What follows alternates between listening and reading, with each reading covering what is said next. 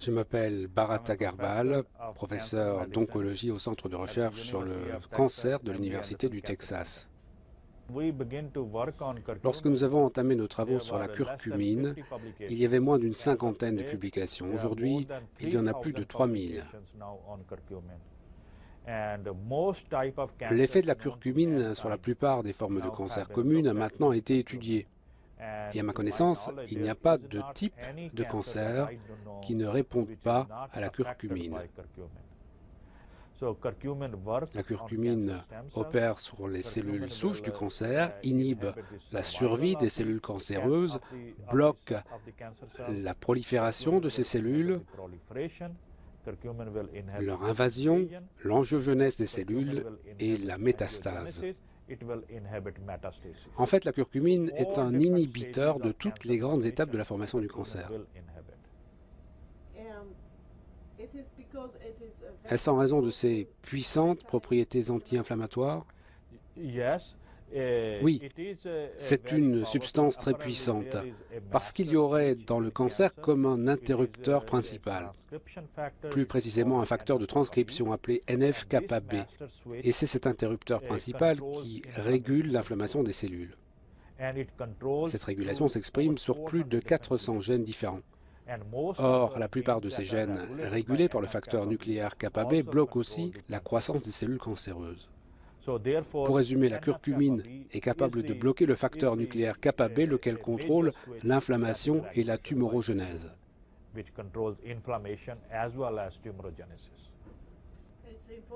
Et c'est important parce qu'il n'y a pas de cancer sans inflammation. Tout à fait. C'est devenu l'hypothèse principale dans la biologie du cancer, l'existence d'un terrain inflammatoire est une condition indispensable. Mais attention, ces états inflammatoires doivent se développer sur la durée, pendant 20 à 30 ans, avant de donner lieu à un cancer qui peut être dépisté.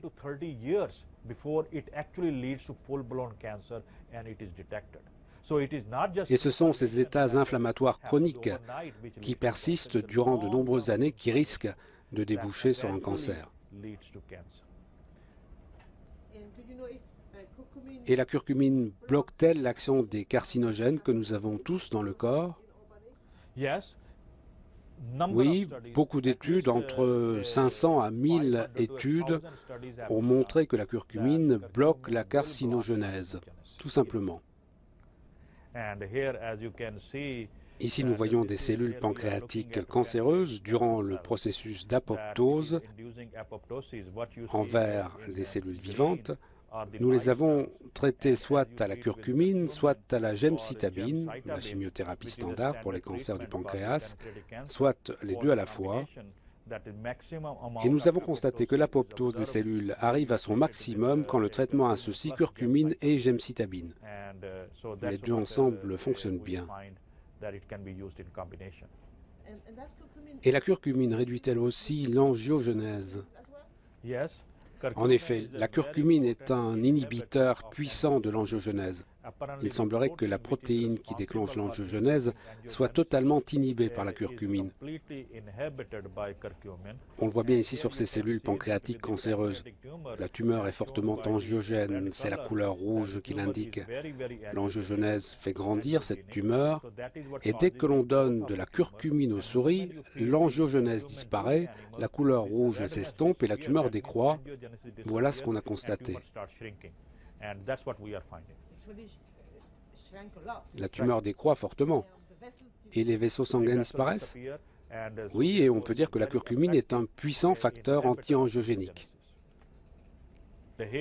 Voici un exemple de traitement à la curcumine de patients atteints d'un cancer du pancréas.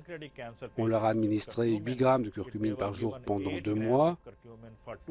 17 patients ont répondu, 11 ont montré une stabilisation de la masse tumorale et chez un patient, une régression de la tumeur a été enclenchée. En l'occurrence, la tumeur a été réduite de 73%. Or, ce patient, on lui avait dit qu'il lui restait 3 mois à vivre. 2 ans plus tard, ce patient est toujours là.